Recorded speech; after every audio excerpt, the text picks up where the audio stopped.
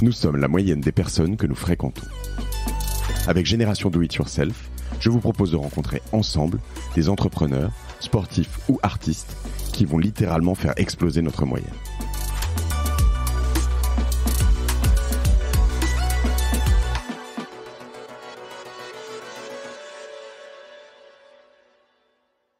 Je crois que les stats, c'est qu'un enfant de 5 ans à 5 ans aura mangé plus de sucre que ses grands-parents ont mangé dans toute leur vie. Donc on est dans une situation où on mange surtout des glucides, surtout des féculents, pain, pâtes, riz, cookies, etc. et du sucre. Mais tu vois, on parle de jus de fruits, on parle de Coca-Cola, on parle de sucreries, enfin, on est dans une... Nos habitudes ont complètement changé. Et du coup, on est de plus en plus malade. Et les enfants sont de plus en plus malades, de plus en plus tôt. Ça heurte la croissance. Les enfants aujourd'hui, par exemple, en Angleterre, ils ont 3 cm de moins. Ils mesurent 3 cm de moins que la génération précédente. Après, en Angleterre, tu vois, on en a une statistique où 85% de toute la nourriture en Angleterre qui est consommée, c'est des produits ultra transformés. En France, c'est pas aussi pire que ça, parce que quand même, on a une culture de la nourriture qui est très forte et résiliente. Mais oui, écoute, on mange trop de sucre, c'est sûr. Et le sucre n'a pas d'intérêt pour le corps. C'est vraiment pour le plaisir. Mais pour le corps, c'est un poison. Donc, il faut apprendre à gérer ça. Moi, je suis pas du tout de l'avis qu'il faut arrêter tout ce qui est sucré parce que c'est délicieux. Et pour mon anniversaire, je veux un gâteau au chocolat, je veux pas, tu vois, des choux-fleurs. Donc, comment on fait pour manger ce sucre qui nous entoure avec moins d'impact sur notre corps et surtout en créant moins d'addiction sur le long terme au sucre. Parce que ce qui se passe, c'est que si tu manges le sucre le matin, par exemple, si tu manges céréales et jus de fruits au petit déjeuner, ensuite tu crées un gros pic de glucose, 2 heures après, tu craches, et là, tu as encore envie de manger sucré. Et toute la journée, tu es sur une montagne russe glycémique. Et du coup, il est 22 heures, et tu as mangé 2 pots de glace et 25 cookies, et tu sais pas comment t'en es arrivé là. C'est à cause de ton petit déjeuner. Donc moi, j'aime beaucoup déconstruire tout ça et apprendre aux gens que les décisions qu'ils prennent durant leur repas, et en particulier au petit déjeuner, vont avoir un impact sur le reste de la journée. Alors, on pourrait se dire finalement, il y a un côté peut-être un peu marketing dans ce discours. Là, ce que je veux dire, c'est que t'as pas envie de dénoncer le sucre dans toute sa splendeur.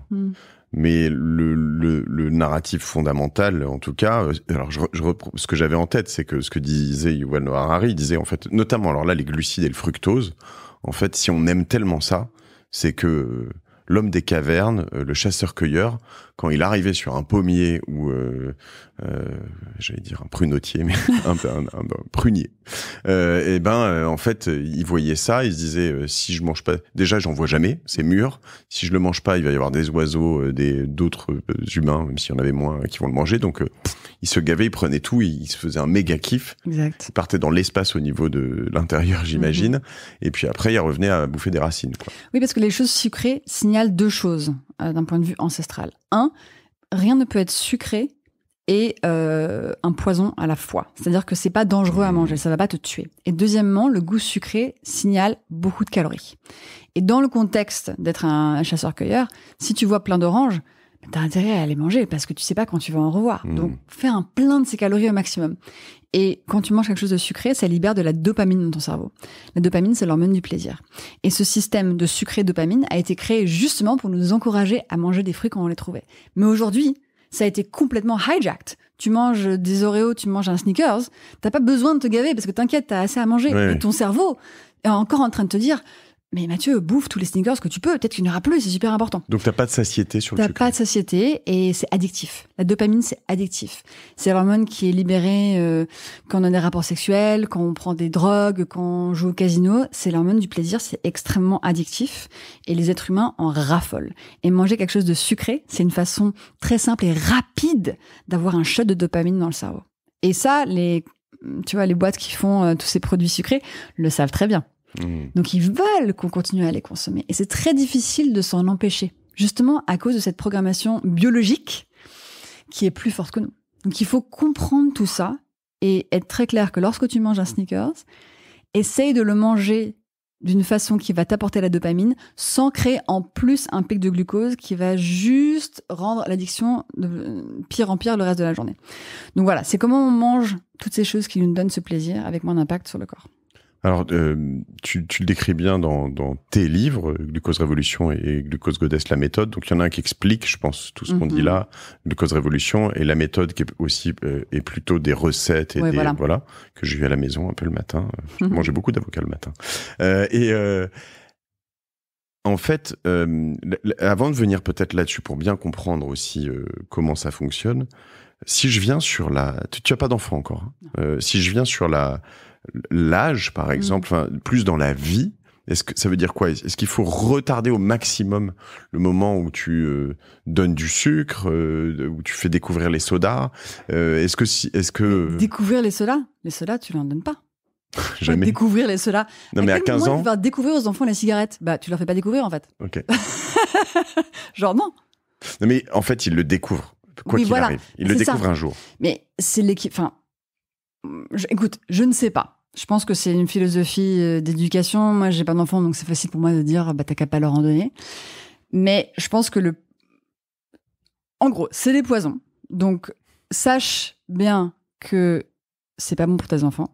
Et fais le maximum. Moi, à la maison, on n'avait pas le droit de boire du coca ni rien qui était sucré parce que ma mère, elle est addicte au coca depuis qu'elle a 15 ans. Du coup, j'ai jamais grandi avec ces boissons sucrées, ces sodas. Et du coup, je n'aime pas du tout ça. Je trouve ça dégueulasse.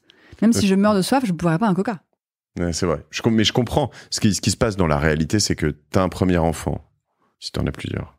Tu as un premier enfant, tu lui en donnes pas. 5 ans, 6 ans, etc. Puis un jour, découverte du coca chez les potes, les cousins, les machins, les trucs.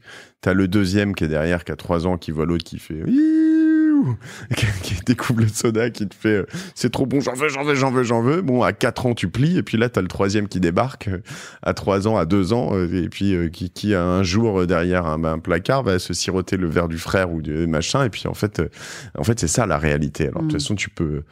et c'est très difficile aussi d'être... aussi ses parents là-dessus très autoritaires sur de toute façon tu lâches sur des trucs quoi, tu vois, mais ou pas d'ailleurs, mais donc l'idée c'est quoi? Parce que tu parles là, on parle, donc il y a des bons et des mauvais là-dedans, le sneakers, le chocolat, comment je fais la différence? Faut le transformer, pas le transformer? Est-ce que j'accepte les fruits et pas le reste? Écoute, les fruits, ce sera toujours la meilleure chose à manger si tu veux manger quelque chose de sucré, parce que les fruits contiennent des fibres. Et les fruits, pas forcément pressés, du coup. Les fruits. Voilà. Donc, je te raconte un truc sur les fruits, c'est assez intéressant. Mais avant de te parler de fruits, je vais te parler de chiens. Est-ce que tu savais que tous les chiens, en fait, ont un ancêtre commun, qui est le loup gris? Et ça fait des milliers d'années que les humains croisent différents loups gris pour créer ces différentes espèces de chiens. Donc aujourd'hui, les chihuahuas, les pitbulls sont tous descendants des loups gris. Et ces races de chiens ont été créées par les humains pour différentes raisons, pour le kiff, pour la chasse, etc.